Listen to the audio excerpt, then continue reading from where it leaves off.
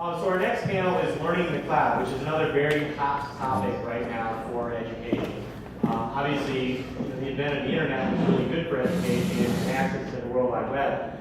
But now there's a ton of power that can be achieved through storing all that data online. So that's our next topic, and I'll let Dan introduce the panelists. Yeah, so I'm really excited about this panel because it uses probably the word in the English language that has been most overused in the last 2 years, especially from a technology perspective. But it'd be really interesting to see how these panelists take the cloud and use that to improve education and online learning. So let me start by introducing the panelists. First, we have Dirk DeLo. Dirk is an educator and technology innovator with more than 20 years of educational experience. He has taught English, mathematics, science, business, and computer science in the U.S. and abroad, and has been recognized as a Woodrow Wilson National Fellow in Mathematics. He also earned the Presidential Award for Mathematics and Science Teacher in Connecticut and has been named a GTE STEM Fellow. As an Apple Distinguished Educator, Dirk is fully invested in the critical need to develop interdisciplinary programs in grades pre-K through 12, and has accomplished this through extensive academic technology training for teachers and administrators. Next, Adam Enbar. Adam is a venture investor at Charles River Ventures in New York, focusing most of his time working in education and enterprise technology. He's also the founder and president of the Flatiron School, a 16-week intensive program in New York City that gives people the skills they need to get jobs as Ruby on Rails web developers. Previously, Adam worked at HubSpot, where he started and led the national account sales team to help bring inbound marketing to the enterprise. Next is Mickey Revenaugh. Did I say that right? You did. Okay, excellent. Is a co-founder of Connections Academy, now Connections Education, and Executive Vice President of Connections Learning, the new division created to provide online blended learning services to districts, schools, and consumers, and also the incubator of the new network of Nexus Academy blended charter schools. Mickey has served twice as chairman of the board on INACOL, the International Association for K-12 Online Learning, and is currently vice chairman. Last but not least, Scott Smith. You said that. Perfect. I was worried about that one. Is the outreach manager for Learningpod, a startup building an open online repository of questions. The company is building around the idea that in order to determine mastery, you must ask questions. In order to obtain mastery, you must be challenged with those same questions. As outreach manager, Scott focuses most of his time around the content that makes Learningpod so great, creating partnerships and fostering a community that actively gives and takes from the platform. So thank you, panelists, for being here.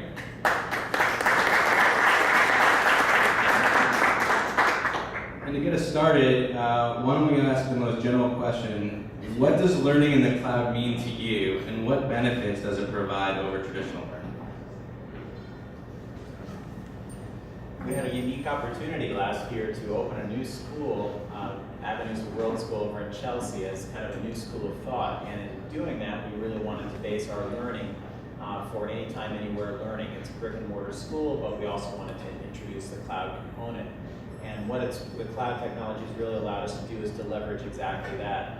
Prime example came last October. You guys will remember the day or the week well, especially when Superstorm Sandy came through and we were out of power for a week.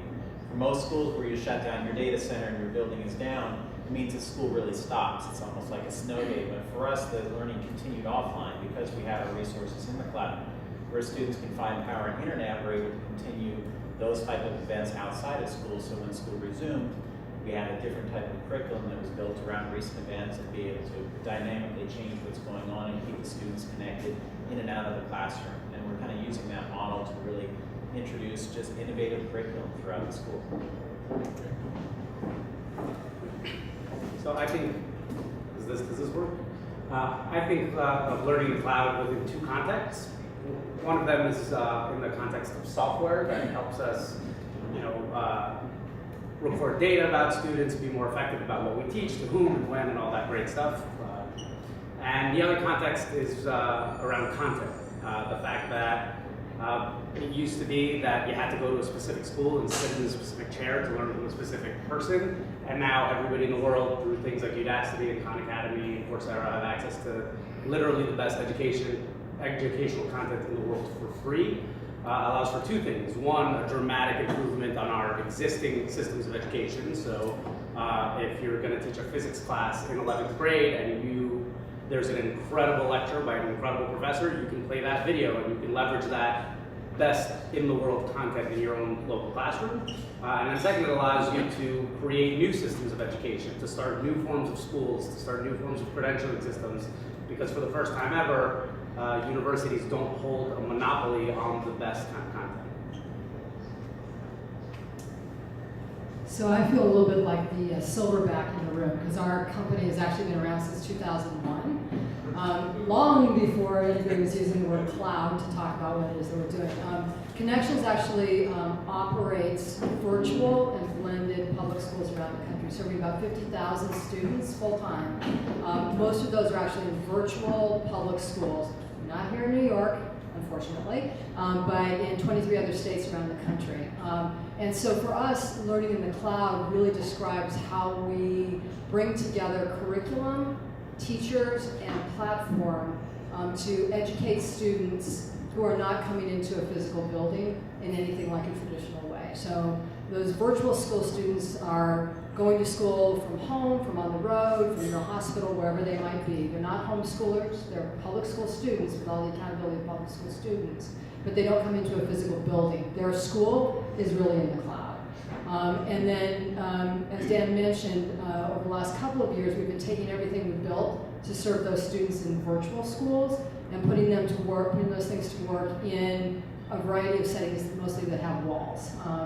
Traditional schools, traditional school districts, and these new blended schools that we're developing that really attempt to kind of wipe the slate clean and start over on schooling, understanding that we're suddenly in an information-rich world. Learn that phrase today, and that the cloud will allow real personalization and real differentiation of instruction for every student, regardless of what environment they might be in. So for me, learning in the cloud is all about access. So it's not just about having a great MIT lecture in your high school, but it's about being somewhere else in the world and being able to be taught English by somebody who's actually a native speaker, or having access to mathematics or textbooks that you would never normally have access to. And that really opens up a world of opportunity to empower people all over the world, and that's something that I really love. So you mentioned that, Mickey, you mentioned that you do blended learning. Do you think that there's an inherent advantage of doing it blended versus only brick and mortar or only online? And why would you do blended? Why would you recommend not doing online only? Is this one working now? Can folks Check, hear me? check. Okay, good. Then we don't have to get sweaty palms passing this thing back and forth. I think it totally depends on the learner. Who the learner is, how they learn, what they're learning, and sort of where they are in their educational experience. So I would never say that online learning is inherently inferior in some way to blended learning, because it really depends a lot. There certainly is research that shows that blended learning can get better results than purely traditional face-to-face instruction and purely digital instruction, but a lot of it is driven by the subject, the student, where they are, how old they are. And one of the things that we're learning is a lot of it's driven by kind of student preference. There are some students who are more social learners by nature and like to be around other kids. There are some students, including a lot of kids on the autism spectrum, that learning around other kids is torture. And so the ability to learn in a truly individualized and personal way online is the ticket for them. And so kids move back and forth between the two.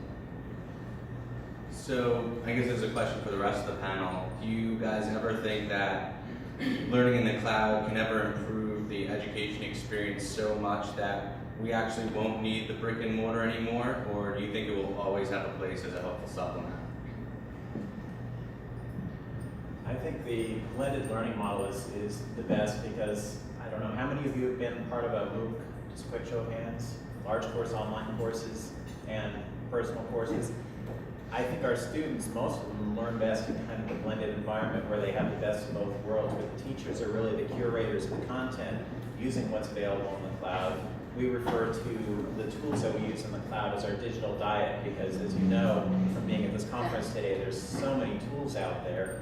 The teachers are almost overwhelmed with the amount of choices, so we try to refine this into a digital diet that they can easily digest and use effectively with their students. But the students also go out and find their own tools and bring it in. So it's no longer, it's still not a time of where the teachers are telling the students what tools to use in this type of environment, but more having the students find the appropriate tools to be able to use them in that environment.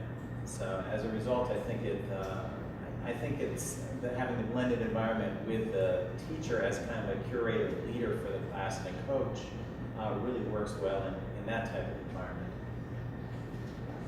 I think it depends on what you mean by purely online. If you mean purely online, like one-to-many, no one-on-one interaction even online, like your classic MOOC, I think absolutely not. Sure, you know, who knows where technology will go with like 3D projections and great, you know, if you can simulate a classroom environment and people can speak to a teacher and it's that comfortable, I have no idea. But the one-to-many model, I think in education, you know, especially on the venture side, you know, there's often a default to discounting the value of having a great teacher. And the value of having a great teacher is not just having somebody who can stand in front of a room and give an interesting lecture. It's somebody who can connect with a student on their level and inspire them to connect to a specific topic, and it might be different for every student in the room. So I don't, in a purely one-to-many environment, even with the best adaptive learning mechanisms, I don't see how in our lifetimes that possibly happen. I think that, especially for young people, you know, having a teacher is really important, and actually having classmates is really important. There's a lot of soft skills that, you know, even with the advancements in technology, we haven't been able to sort of replicate that kind of learning online. And I'm not sure that we ever will.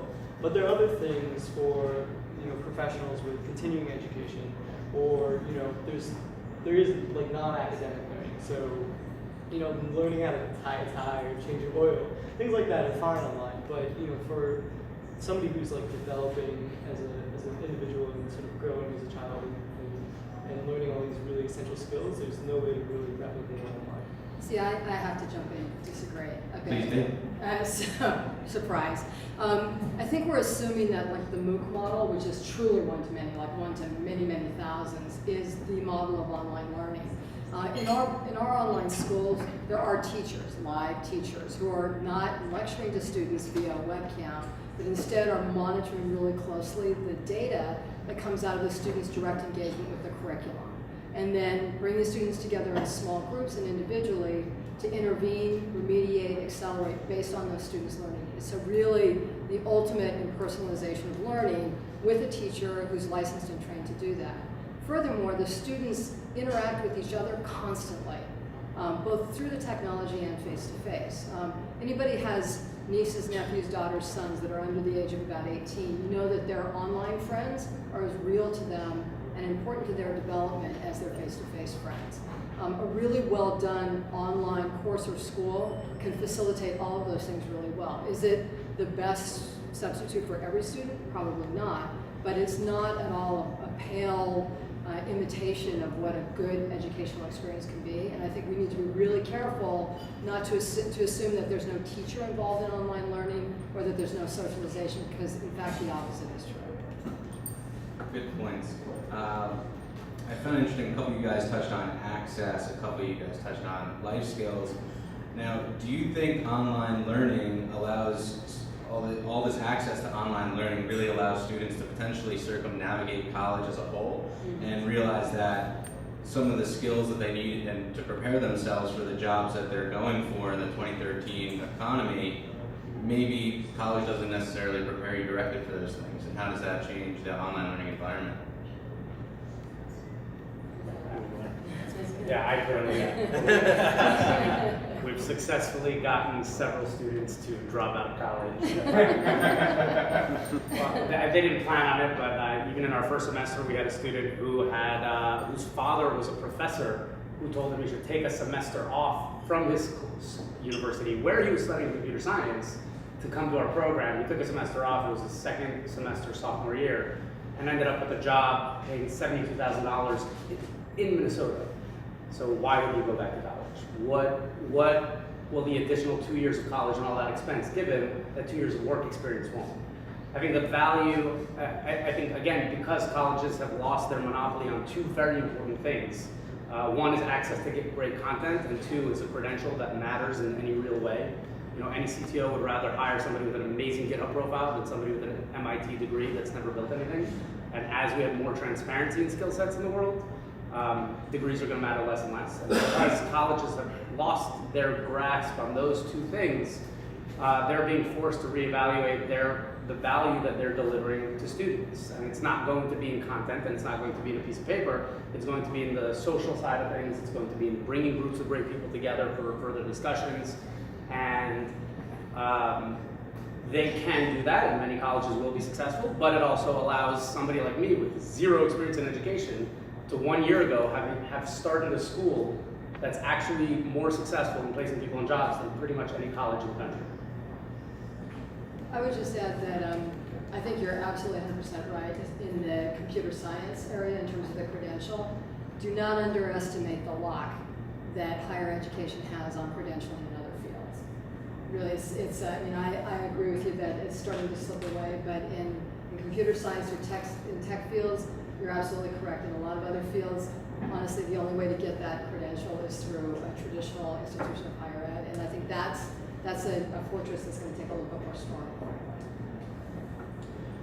So we've been raining on brick and mortar education quite a bit, but taking it from the flip side, from folks, you guys are all working in the cloud, online education. What do you see as the inadequacies based on the technology that exists right now that you want to see improve over time to help improve the online education experience?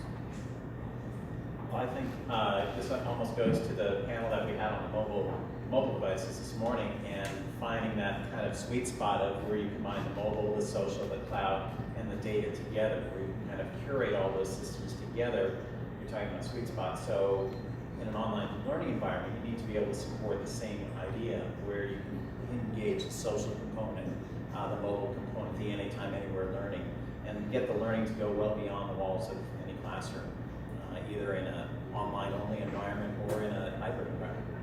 And the data piece is really critical. I think one of the things that we've experienced is that there are just an incredible abundance of really rich resources and tools out there.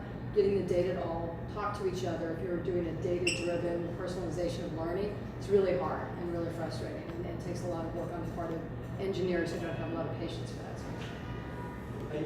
I don't think it's far away, to be honest. So, I mean, for us, like, data is sort of really central to what we do, and it's actually kind of easy because it's me and a bunch of computer science guys. There you go. But the sort of the interaction piece, within the industry, I think learning more from each other, actually, more events like this and collaborating, like me talking to Vicky afterwards and figuring out how we engage students together on a platform. Honestly, I think we're really close. I don't think it's far away. I still believe in the power of really good teachers in person, in the classroom in person, but we're getting closer. And Scott, a good question for you, since you deal with data all the time. What are really some of the problems, advantages, disadvantages to content that's potentially open source or proprietary, and how does that affect how online learning can expand and scale? So we tend to use the term open really loosely. It's like the cloud. It's like the cloud. Exactly. So I mean, in reality, like open content, has no copyright, right? It's free to use, for anybody, and you don't have to attribute, you don't have to do anything. Even things like the Creative Commons licenses, where you share alike, but commercial okay, you still have to keep that license attached to it, which for some applications is a hindrance.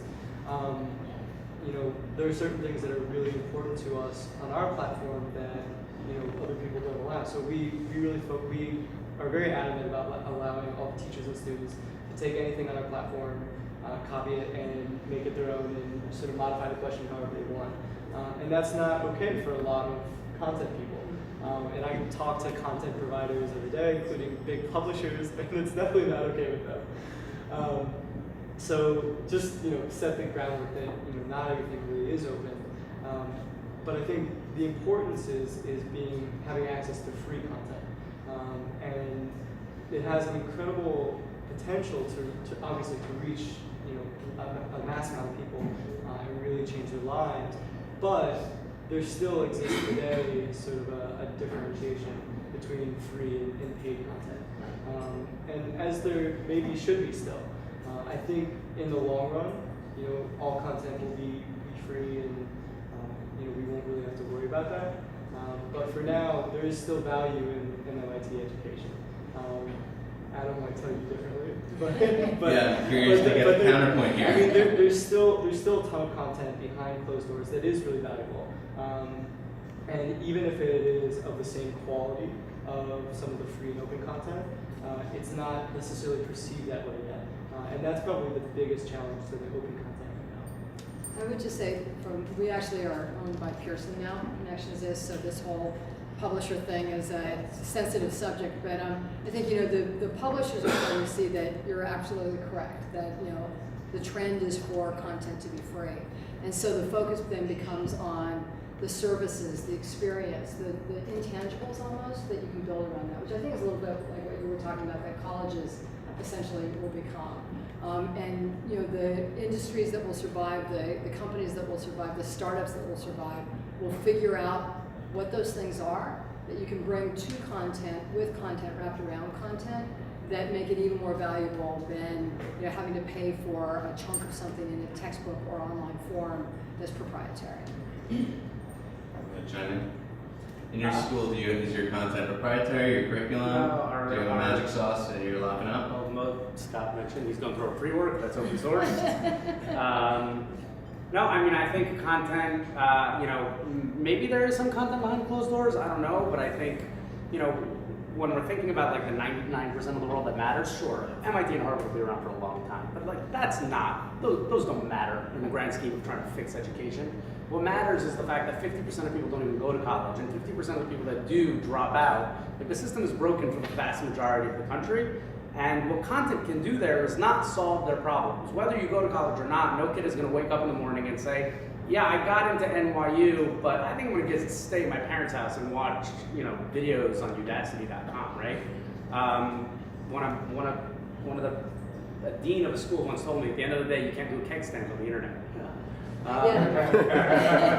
People But again, what the value in content is that it allows you to create a new system. It allows anybody to say, hey, let's start a school together with no teachers and watch these videos together and discuss them and learn. And whether, you're already seeing systems like this being developed in India where kids are getting together in schools with no teachers. They're just, challenges are being emailed to them around, find this on Google and teach prepare a presentation on this. If you think about how this affects Africa, like an entire continent that for the most part didn't even have access to computers is now going to have access to mobile phones, to smartphones, which means they went from having zero education, like nothing, to the best education on the planet, to lectures from Stanford and MIT and Harvard. So sure, that content in itself is not, I look at it like the internet, like the newspaper industry. Like the fact that all of this stuff exists and is free doesn't mean that that's a system in itself. It just creates the opportunity for entrepreneurs and for people to create new systems around that content. Yeah, I was going to say the access and allowing it to be accessible across socioeconomic boundaries, and particularly international. Have you guys tried to tailor your education experience to folks in emerging countries, that this is really their first type of education that they've ever seen?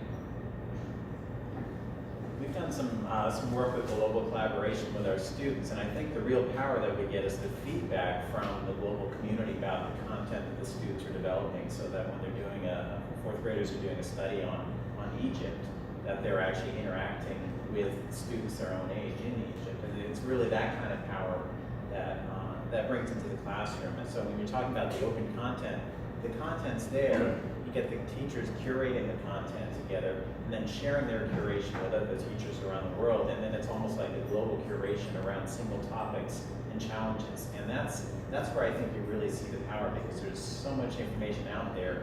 It really requires the talented teachers to be able to collaborate together. and more importantly, to teach the students to become curators of that same type of content with the same critical eye the teachers are using.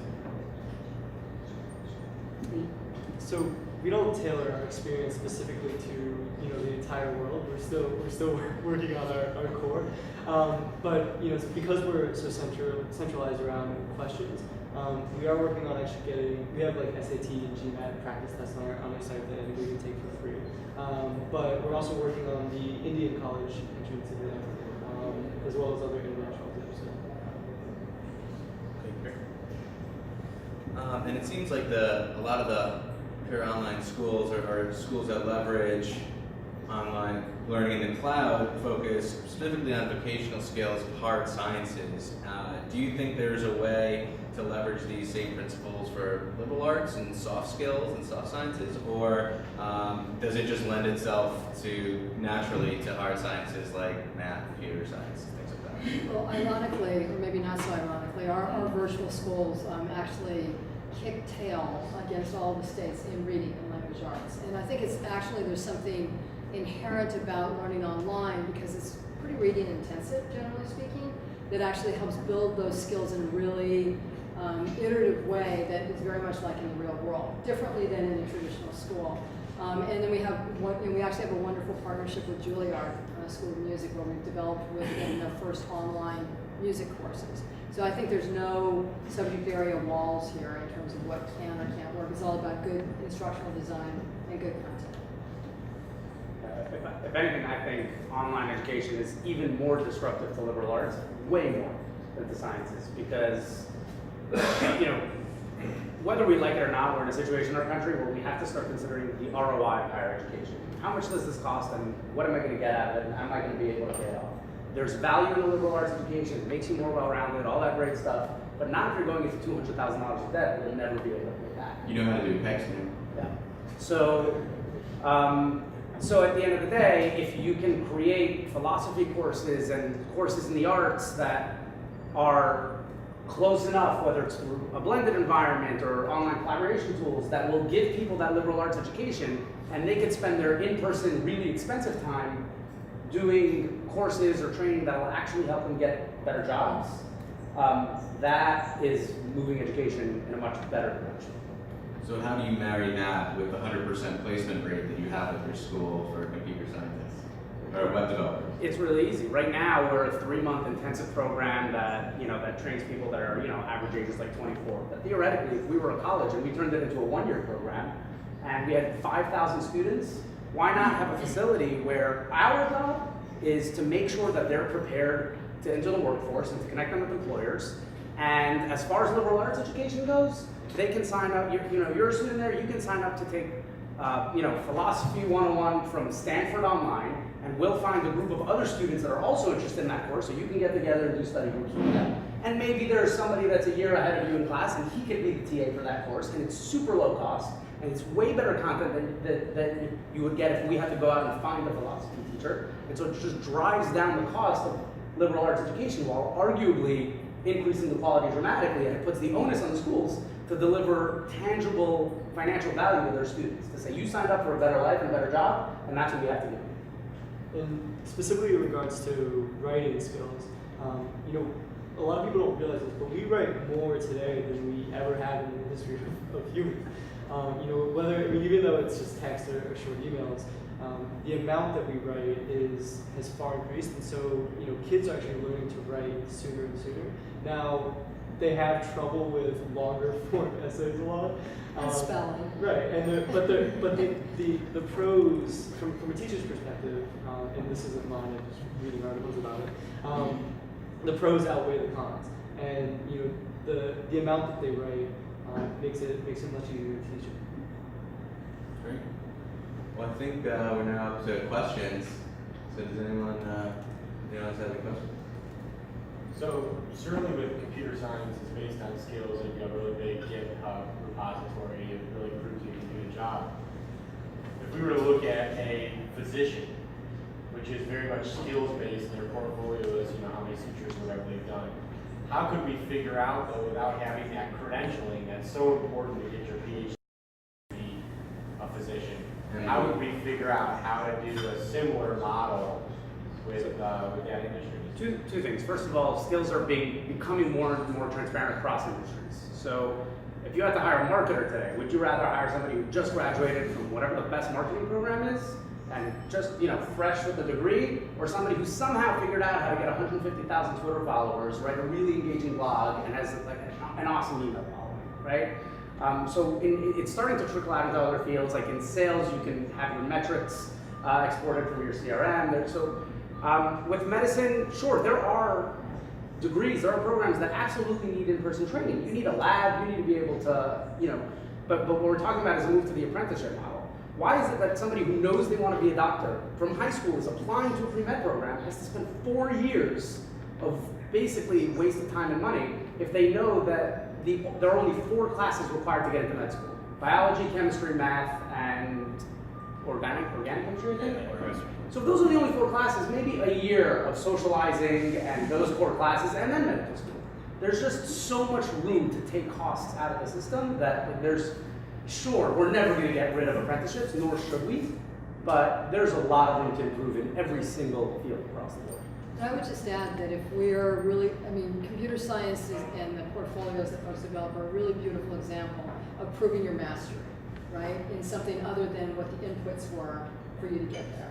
And I think actually medicine is one of those fields where almost regardless of the years that you spend in the classroom, the seat, in the end, it's what you can do and what you prove you can do. And I think more and more we need to be getting away from looking at what the inputs were for whatever it is that you're trying to accomplish and look more and more ways of authentically measuring your mastery. And that's going to drive an awful lot of change, I think, even more than what the structure of school is like. Which is, by the way, from a venture perspective, is where some of the biggest opportunities and biggest startups are happening right now in that kind of credentialing and mastery assessment. And specific to the medical field, there's actually a school in India. I believe it's a 6-week course that teaches you how to perform cataract surgery. And once you finish that course, you can perform cataract surgery. And that's just meeting a market need. And there was I believe there's several million people in India alone with cataracts. And correct me if I'm wrong, I think it's a 6-week course, it might be 2 months. But it's a significant improvement, and it's focused on specialization. So in the medical field, that might be the option. I don't know if you want somebody learning how to do that online, or necessarily, but there are ways. Easier to practice, and not makes it I think there's a Groupon for that. And there is a nonprofit here in New York that's building a cataract simulator. They used to do like flight simulators, and now they're building a cataract simulator to train people how to do it as well. So that might be the option. Question? So really the same question, two parts of the question. So one is, would you have that position operate on you? If you have known that you actually learned, and passed the grades there, and two is online education. One of the challenges is actually the assessment, right? So which kind of comes back to to trust that position for operating on you, through the means. So what's your take on that? So the doctors that graduate from that course, they end up in a hospital system in India that each doctor performs close to 100 cataract surgeries a day, and they line them up in sort of a factory. And that was a specific school that was created to meet a specific demand in that country. Luckily, we're in the United States. We don't have such high prevalence of cataracts, and even here it's still a pretty easy surgery. But if they're doing it 100 times a day and not messing up, then yeah, I might trust them. I would say I wouldn't want to be the first. Yeah. Maybe the 100. But how would you assess their results? To your question, how do we assess it right now? Yeah. We look at the fact that they went to Cornell Medical School and assume that they're good at like the dexterity or whatever is really required to be great at cataract surgery just because they're good at memorizing test answers. That's insane, right? So who knows who's going to be the better doctor? I would guess probably the guy who's done it 100 times as often as the guy who does it once every 6 months. But yeah, over time we need more transparency in skill sets, and as that transparency increases, there's going to be better opportunities to improve education because it's not based on a piece of paper.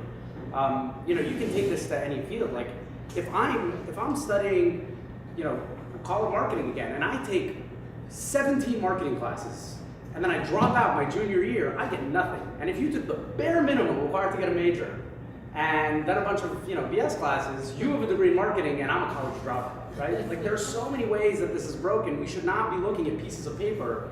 We should be looking at things like how often they do it, how successful they are, levels of mastery. It's just so much better. I just want to clarify, I agree with you 100% what you just said. You know, my question is more of, when you're in school, your assessment is you're in person. I know they're cheating and everything else that's going on, but still, you're there, you're there with the person who's taking the test, right? Whether that A is... So is your question really about authentic? Online, if you're taking the test, how do you know, it's that student? There's actually a burgeoning industry in ensuring authentic work, you know, that your academic integrity, as we call it. We're being PC about it. It includes everything from, you know, the webcam that takes millions of pictures of you sitting in front of your computer, and then when the different person shows up to take the test, it flashes to your instructor. If we let ourselves get stumbled by the idea that somebody might cheat in an online course, then we've really shot ourselves in the foot. Yeah. Also, we're investors in Udacity. We just partnered with Pearson. So, or Princeton Review. So if you want to certify that you're taking the final, you go to Princeton Review, take the test. So if this is enough of a thing and enough testing is happening online, there's a great business to start. Just proctor testing centers. These are solvable problems. Question? You all obviously operate very successful businesses in the cloud, and traditional businesses outside the education space are struggling or working through a transition to get comfortable putting their networks on the cloud, et cetera, from a security perspective, whatever. So moving forward, if the trend is going to be we need to continue to do more learning in the cloud, what challenges are you facing, or what do you see are the biggest challenges moving forward to continue to evolve the model to more cloud-based tools and learning? Are you thinking from a security perspective? No, not necessarily, just in general. I think the biggest challenge is really kind of educating the students about being, I mean, we talked about the digital natives. We really need to educate the students about being good digital citizenship so they understand what their footprint is when they're building up to this, because once you get all this information in the cloud, all of a sudden privacy becomes a huge concern. So I think privacy is really the biggest obstacle that schools are facing, privacy challenges in taking advantage of a lot of the cloud-based technology and tools and making sure that the right controls are in place and the students have the appropriate ways of using it. And I would just add that, believe it or not, there's still kind of a big infrastructure challenge, especially when it comes to public schools around the country. I don't know if folks are familiar with the E-rate program that's been around for more than 10 years now to wire schools and libraries to the internet. It's still like funding telephony and voice services, when really what it needs to be funding is better bandwidth, better wireless networks within schools, really building up the infrastructure. And if you go to any community of disadvantage, whether that's rural or urban, people don't necessarily have good internet access at home or in their communities either. So, you know, when all is said and done, if the pipes aren't working, none of this stuff really works very well. So I think there's a big job that we here in the US need to complete to make sure that everybody has access to this stuff in the same way. I think we're out of time, unfortunately. But thanks again to Dirk, Adam, Mickey, Scott. Great job, and thanks so much for being here and being a part of the conversation.